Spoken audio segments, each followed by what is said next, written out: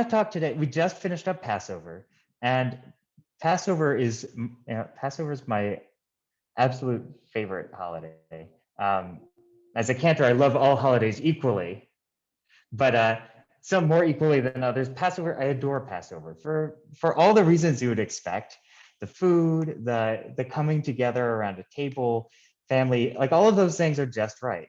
But there's also a piece of Passover that we skip, that we don't always notice. That's my favorite moment as of the year as a cantor. Uh, twice twice a year we mark the changing of the seasons. Now we're used to thinking about 4 seasons, but in Israel there are only two. There's a rainy season and then a dry season when there's absolutely 0% chance of rain for about 6 months. None, not going to happen. And our ancestors, being a desert dwelling people, knew very well how important water is. The rainy season doesn't mean that there's a ton of rain necessarily. That this is a people trying to live in the desert, trying to live in what is mostly a desert, and everyone's a farmer. And every time the rain comes, it's a blessing. Like, yes, we're going to be able to grow something. And so twice a year, there's a tradition to mark the changing of the seasons in Israel. Uh, at the end of Sukkot, we mark this change to the rainy season, and and then once we get to Passover, we mark this change back to the dry season in Israel.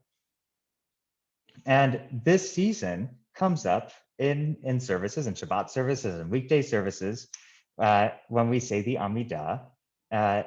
Embedded, you might have noticed the words Mashiv HaRuach u'Morid HaGashem, who makes the wind blow and the rain fall, or Morid HaTal, who makes dewdrops descend. And so the tradition on Passover is to change the season to change back to the dry season, which means the only source of moisture that you can reasonably expect in Israel is morning dewdrops. And there's something really exquisite about dew. We talk about rain all the time. We kvetch about rain all the time. There's enough of it. It can be destructive. Dew is really interesting and really poetic thing, maybe in contrast to rain. And so our tradition, it's quite a dramatic moment. When we mark this transition of the seasons, we start by saying prayers that are very familiar in the Amidah. And right in the middle of one, when we're all on autopilot, singing together, used to going forward, you stop mid-prayer. And it's a really jarring stop. This is a moment in the service when folks are used to singing together, and we do things exactly the same way, week after week after week. So to stop mid-thought definitely gets your attention. You open the ark. Another unusual thing, the cantor has a tendency to wear white, like on high holidays, and the melodies even borrow from the Yom Kippur service. And they borrow from those haunting melodies of Ne'ilah that close off the high holidays. To our tradition, this moment of thinking about whether we're going to get enough moisture to nourish our fields, this is as significant. This question is as significant as Yom Kippur. And so it borrows from all of these traditions of Yom Kippur. Just for a moment, we take these questions, some of those really big questions that come up in the high holidays. What's going to happen in this upcoming year? And some of the heaviness of the high holidays. Who will live and who will die? The tradition says this question of water, of all the things in the natural world around us, that is going to determine what's going to happen in this upcoming season. No amount of planting and sowing and tilling and nurturing a field can make crops grow if the sun doesn't shine and the rain doesn't fall. And so And we take this moment twice a year to mark how absolutely essential water is in our lives, that as much as we like to think our successes and failures are our own, actually there are forces beyond us that have a say too. And you could work in ancient Israel, they could work really, they could be fantastic farmers. And no matter how much effort they put in and how much skill they have, some years are just not going to work out. And so our tradition marks this moment in this very dramatic and interesting way. The music is complex and borrows from the, like I said, borrows from the high holidays, but also has become a chance to uh, really get creative. The poem that we recite for this seasonal change is called Tal, Dew. It's written in the 7th century. Uh, which in itself is just very, very neat that we're reciting a poem that's over 1,000 years old, all about dewdrops. Uh, I can't, there's really nothing quite like it in our tradition. So I wanted to take some time together to look at what that really means in our tradition and beyond, because you know it's it's a lovely image on the face of it, these little dewdrops, but what does that come to represent in the Bible and in other Jewish literature? So I'm going to share a couple of snippets so we can take a look at that. Um,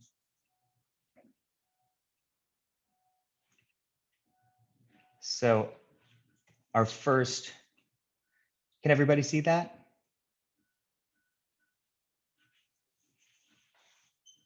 Uh-oh, it's freezing. Can I get like a thumbs up if you can see the screen share? Great. Okay, so our first reference. I could say all sorts of things about dew, but let's see what the Bible has to say about it. So Proverbs chapter 19, verse 12 says, "The rage of a king is like the roar of a lion. His favor is like dew upon the grass." So, what kind of that's a pretty stark contrast between two things. What what does the author of this section of the Bible think about dew? What does this bring to mind? Seems very gentle and nourishing, um, life enriching. Yeah, I think that's spot on. That dew is being used, like the fact that dew is the contrast to a lion's roar. Is pretty interesting contrast, and that a lion is threatening, and dew upon the grass is the opposite of that. It's full of promise. It's a sign that things are working. We might be able to grow a little bit more yet. So I want to take a look at another one. Uh, in the book of Job, there's this fascinating little quote. Does rain have a father who begot the dewdrops? And it's almost like Job is imagining that rain is like an adult version of moisture, and dewdrops are it's little baby rain, hasn't grown up yet. It's not quite as big and thorough as rain, but it's just such an interesting anthropomorphism here too. That and again, there's something that links these two biblical passages together. Uh, we're talking about something that's full of potential, full of promise. If dewdrops, imagining dewdrops is just young rain, as almost baby rain, that there's some place to grow.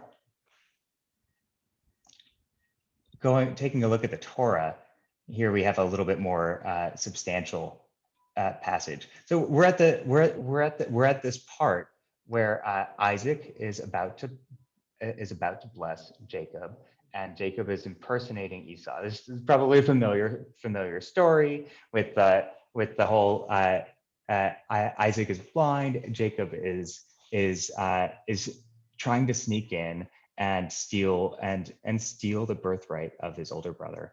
And so Jacob or Isaac says, "Are you really my son Esau?"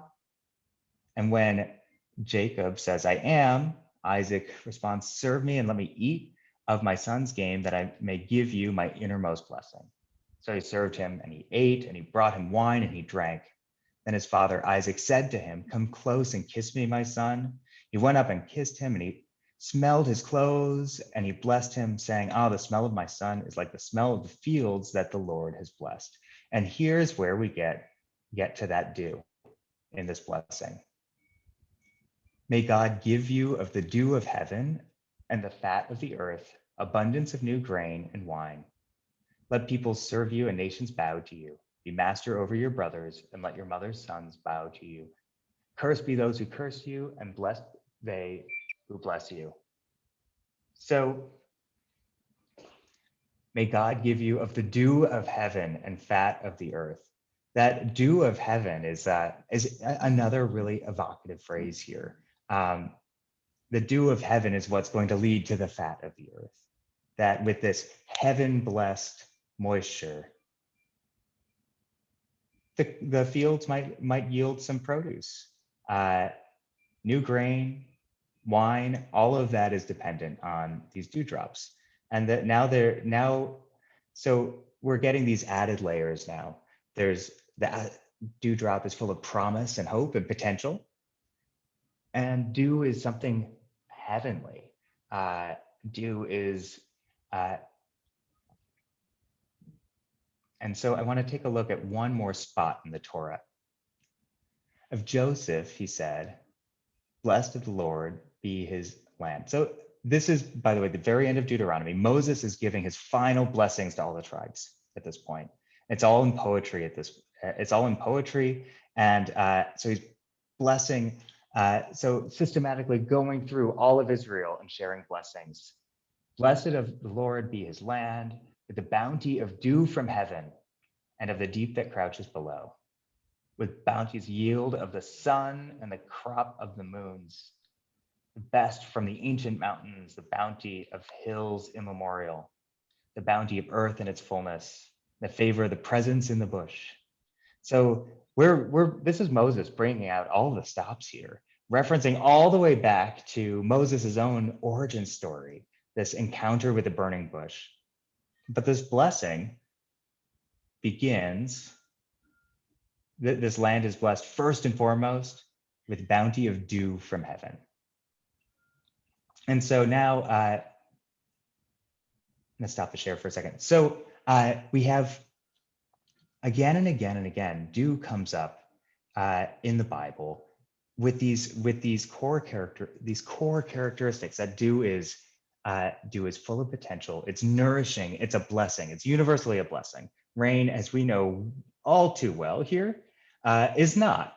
Rain is a double-edged sword. It's great to get enough rain, and then once you get too much, it really becomes a problem.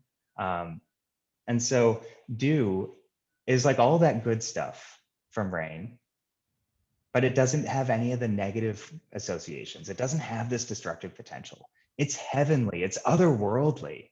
It is pure blessing in little teeny tiny droplet form. So, it makes it even more interesting when we pause in the middle of a familiar prayer and interrupt it in front of the open ark and chant a 7th century poem all about these blessings of dew. The melody itself, by the way, even sounds like the patter of little dewdrops hitting the ground. Like just as enough is collected on a leaf, it might finally drip down.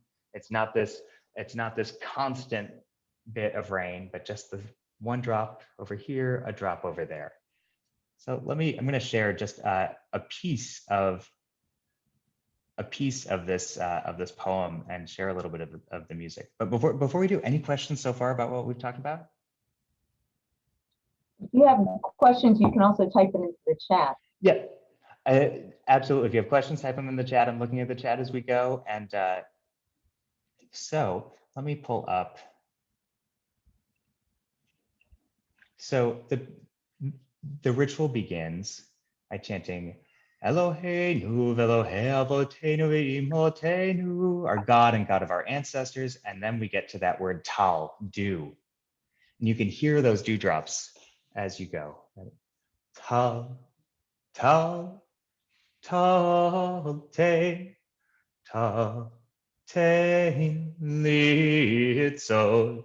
So that tal, tal, tal, te is like this particular setting was written at the beginning of the 20th century by Josef Rosenblatt, master cantor, operatic cantor, who was able to capture so well in music the meaning of the words. It's a technique called word painting in music, when you're able to, even if you don't understand what the words mean, just by the nature of the music itself, you can get a sense of the meaning. Similarly, if you were to say the word stand up and sing the word stand up, you might go to a higher note to illustrate that. But this is, that's simple text painting. When you say the word up and you go to a higher note, or down and you sing a lower note. This here, getting that little patter of dewdrops is really spectacular. So it sounds like, the whole thing sounds like this.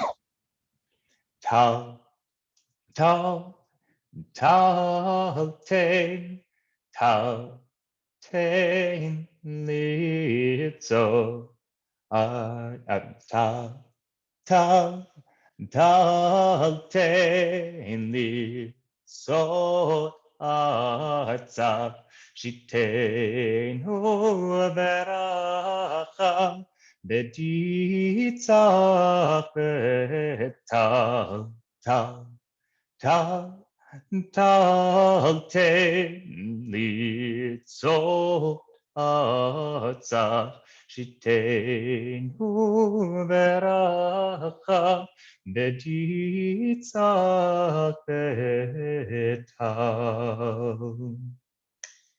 So I'm happy to read, but also if we have someone who wants to read a couple of stanzas of our poem, I would love to share and hear from you too. If you'd like to jump in, just unmute. To do some. Great. Our God and God of our ancestors, let dew drift over this verdant earth and satisfy us with the sweetness of its gentle blessing. May the fruit of the earth be fine and fair. Decree a good and resplendent year with heavenly dew. Vital. They do. Oh, go ahead. Yep. Ellis, do you want to read some?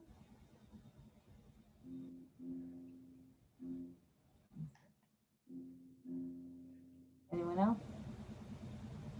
Yvonne or Alexander? I'll read another one. May dew sweeten mountain streams like honey, nourishing the choice fruits of your land.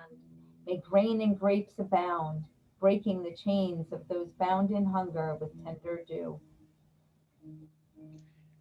With dew our fields shall be blessed, that these stalks should grow toward the heavens. Eternal One, help us also to grow toward you. Make us a flourishing garden with nurturing dew. Vital. We end. Sha'atahu Adonai Eloheinu mashiv haruach umorid hatal. For you are the Eternal One, our God, who causes the wind to blow and dew to descend. Livracha velo liklala, lechayim velo lemavet, lesova velo lerazon. For blessing and not a curse, for life, not death, for abundance and not dearth. And so there are a couple of interesting things our poet Hakalier puts into this poem, going back all the way to the 7th century. At first, this first stanza, it seems pretty straightforward.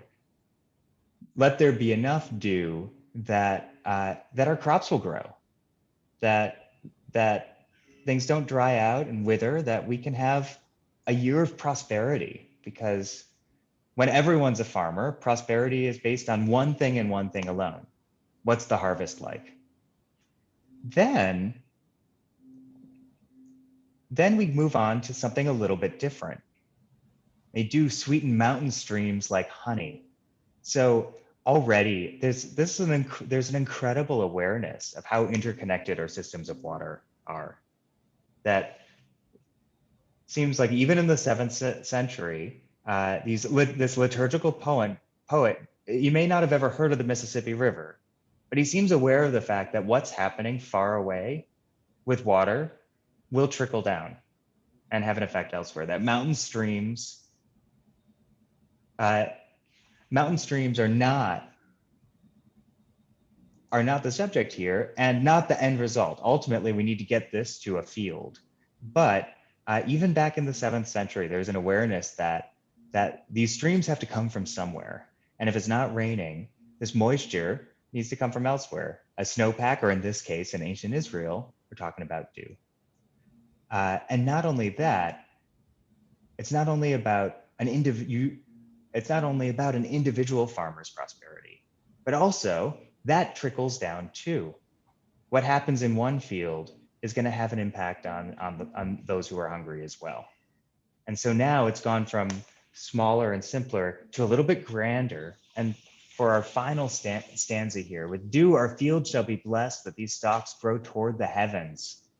Help us grow toward you. Make us a flourishing garden with nurturing dew, Vital. So we've become the crops now. It's such a strange it's such a strange shift from the very literal dew is going to make the crops grow to us, that this is about that we're growing to and we're changing all the time. And if not with literal dew, there's got to be some stuff there in this upcoming season that nourishes us, that helps us stand up, that helps us move through the day at our best. And that is what the poet is getting to here. This is not just about making the crops grow. This is about more. This is about marking a season of our own being, of our own well-being. And that's a piece that we don't talk very much about in Jewish liturgy, and is prosperity.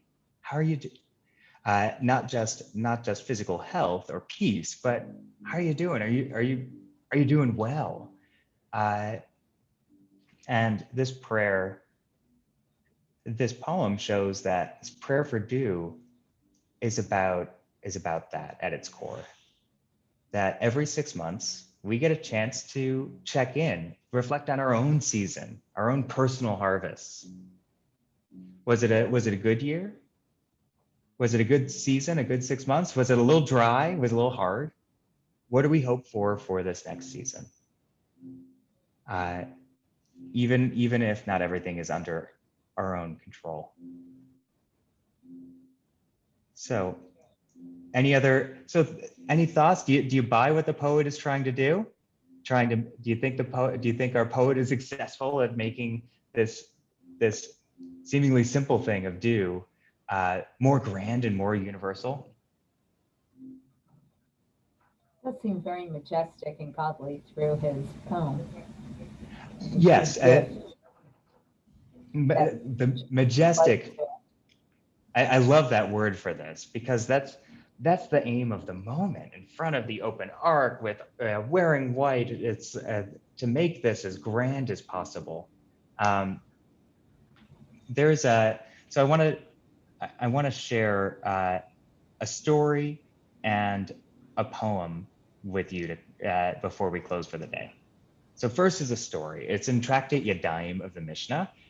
It's a section of the Mishnah, this 2,000-year-old compendium of Jewish practice, that it's in a section that is not the most read section. It's near the very end, and it doesn't have most of the Mishnah has additional material about it in the Talmud, or a big part of the Mishnah does. This part does not. It wasn't even deemed worthy of further elaboration. And there's a story embedded in this part of the Mishnah that is, I found really, really cool. And I would have never stumbled upon it unless I was looking for all these different places where our tradition talks about dew. It's a story about two rabbis who are arguing about what to do with a field. So Rabbi Elazar ben Azariah and is one of our rabbis, and as he encounters a situation where there's a field that, long story short, there's a tithe from a field and they don't know what to do with it. There are all sorts in ancient Israel, there are all sorts of different tithes, save this part of the field and it goes to the temple, this part of the field that goes to the poor. And they notice that there is a particular situation where it's ambiguous where this tithe should go. Does it go to the temple in Jerusalem? Does it go to support the hungry? And so Rabbi Elazar ben Azariah says it should go to the temple in Jerusalem. It should be dedicated to God, this tithe. And Rabbi Tarfon says, no, no, no, no. When we have this tithe and we don't know, we don't have a rule yet for where it goes, this tithe should go to support the hungry. And like most good arguments, they need a mediator. And so Rabbi Ishmael comes in and says, both of you can't just say it should be my way or it should be my way. Justify your case, back it up. Why do you think that? And so they go back and forth. In Egypt, it's done this way, and Babylon is done that way. And all of doing this game of Jewish geography, seeing what the practice is in different places. And Rabbi Elazar ben Azariah gets nervous. It seems like he's losing this debate, and that ultimately this extra tithe is going to support the hungry instead of going to God being sent to the temple. And so he lashes out. He says, "Hare ata him hanan mamon." It may appear like you're trying to help them, to try to help and support the needy. Ve'ein ata ela chemafsid nefashot. But what you're doing is actually hurting them. He continues, "Would you rob the heavens so that dew or rain should not descend?" In other words, if this is supposed to go to the temple and it doesn't get dedicated to God, maybe this heavenly dew won't come down and support the field, and then everyone's going to be hungry. Everyone's going to be hungry and everyone's going to suffer. So he ultimately loses the debate, and the tithe goes to support the needy, which seems like the right call. But that question he asks, would you rob the heavens so that dew would not descend, really stuck out to me. For millennia, we thought that whether the rain falls or not, that was completely out of our hands. That is in the hands of God alone. We can't make the rain fall. But we've seen how much of an impact that we have on the environment. We actually can change the way the rain falls. And we know that now in a way that our ancestors didn't. It's as if we have been robbing the heavens a little bit. As climate change looms, we have been robbing the heavens of future nourishing dew that has some potential to transform into torrential and destructive rain instead. And so this question he asks, would you rob the heavens so that dew doesn't descend? Seems to be quite an interesting one. These two rabbis, Elazar ben Azariah and Rabbi Tarfon, have touched on something that seems very close to home, that we have limited resources and there's a lot of need. How often do the needs of today distract us from the needs that we need to prepare for tomorrow? Out of sight, out of mind. We could do everything we can to support our city, to support people in need around us right now. But are we also taking the time to think, how do we build tomorrow? How do we build the next step? And I think that's what Rabbi Elazar ben Azariah is getting at in his commentary, that this nourishing dew, this dew of blessing, is we can take it for granted, and seemingly make all the right calls and miss out on an opportunity, miss out on the important work of preparing for the future. So a really interesting Talmudic take there. So pause just one more second for questions, and then we'll close. I have a one more poem to share with y'all. Alrighty. So let me pull this one up. So I have I adore poetry. It's one of my absolute favorite things. And the current poet laureate of the United States, Joy Harjo, is one of my sages just as much as Elazar Ben Azariah. She's a brilliant writer and seems to capture so many of the themes that we explore in Jewish tradition again and again and again. She wrote this poem a couple of years ago called Praise the Rain that I think is really an exquisite modern take on on this idea of water as a source of blessing, a source of solace, as it can be overwhelming. No one hopes for a rainy day as much as we need to not be in a drought. And how we take life's blessings and hardships day by day. And she writes, praise the rain, the seagull dive, the curl of plant, the raven talk. Praise the hurt, the house slack, stand of trees, the dignity. Praise the dark, the moon cradle, the sky fall, the bear sleep. Praise the mist, the warrior name, the earth eclipse, the fired leap. Praise the backwards, upward sky, the baby cry, the spirit food. Praise canoe, the fish rush, the hole for frog, the upside down. Praise the day, the cloud cup, the mind flat, forget it all. Praise crazy, praise sad. Praise the earth on which we're led. Praise the roads and on earth and water. Praise the eater and the eaten. Praise beginnings, praise the end. Praise the song and praise the singer. Praise the rain, it brings more rain. Praise the rain, it brings more rain. And I think there's something about this poem. First of all, it's just gorgeous. She has this way with words that I know of no other poet like her. But there's something about this line here that I left at the top. Praise crazy, praise sad. That's so Jewish. Even in the hardest of times, even when you're given terrible news, what's the traditional response to hearing awful news, hearing that someone has died? Baruch Dayan Haemet. The first word is blessed in Jewish tradition. And it's an unusual word when we're encountered to think of. It's maybe not the first word you think of when getting bad news. But I think our tradition and Joy Harjo here are both onto something that we are given this blessing of life, and taking it one step at a time. There's something whole. There's something important about breathing it all in, the good, the bad, the hard, the easy, that all of that creates a certain fullness of life and makes up this being. So, and I think especially true in this prayer for dew that we recite during Passover to mark this change of the season, which carries over through Sukkot. That this prayer happens the morning after we have our Seder.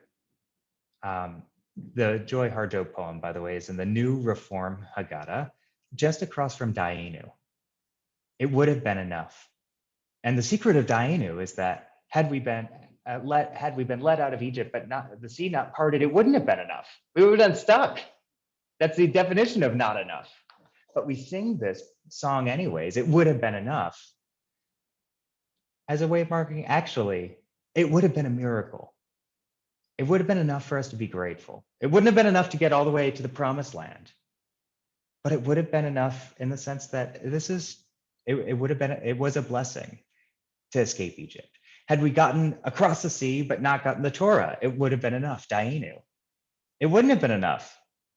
If you read those parts of the Torah, there's a sheer chaos in the desert before getting this instruction booklet at Sinai. But yet, just getting to freedom and having no idea what to do with it, that's enough. to feel some pretty extreme gratitude. It's not enough to get the result that we want, but it would have been enough. And so too with this change of the season, talking about the blessings to come that we're anticipating for the next 6 months. There will be blessings, there will be hardships for sure in these next 6 months. But if we can praise sad along with good, and take a and take a moment to really cherish each day in these next 6 months. Our tradition seems to be guiding us that uh, we can see blessings in each day. So, oh, you're on mute. I love that we have these constant reminders to check in and remember to be grateful and put everything in perspective. When you go through this big event in the calendar, and it's just a reminder to put your feet back on the earth and be grateful, and to respect all the things that you need to continue to respect to have this good life that we're having, and that we're able to brings us to the moment where we can all celebrate together. Yeah. How we don't have often enough these opportunities to check in. Yeah. So thank you for having me. Thank you so much, and thank you for joining us at such a last at last minute notice. Cantor found out just a couple of days ago that he was going to be leading this for us, so I appreciate you stepping in and bringing this great lesson to us, and just reminding Sure us. thing. Sure thing. Thanks for having me. Have a great day, everybody. And next time you notice just a little bit of moisture, we're getting that. We're this time of year especially. We're getting that morning dew. Um, Crack a smile for me, because there's something just so beautiful about it. That in itself is just can be such a source of joy if you take a minute to notice it. So. Every time it pours, I always say, "Oh well, the plants are so happy." Right, exactly. I'm getting some questions about this album. The album release is at the end of the month, and there's more info. You can find more information on the Toro Synagogue website Terrific. for that. So great. Thanks again. Have a Thank great day, you. everybody. Bye bye. Bye bye.